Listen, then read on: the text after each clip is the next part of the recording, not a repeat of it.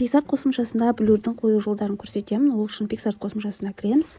Астында плюсті басып, осындай бір суретімізді әкеліп жүктейміз. Астында эффекті, блюр дегенді таңдап, осы жерде блюрдің үстінен басып, настройкасын жөндей аламыз.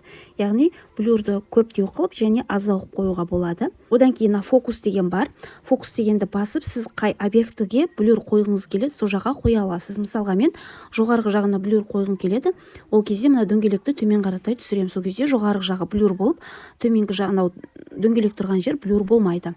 Бұны да үстінен басып, ползунокпен жылжытып, блюрларын көбейтіп азайта аласыз, настройка жасап.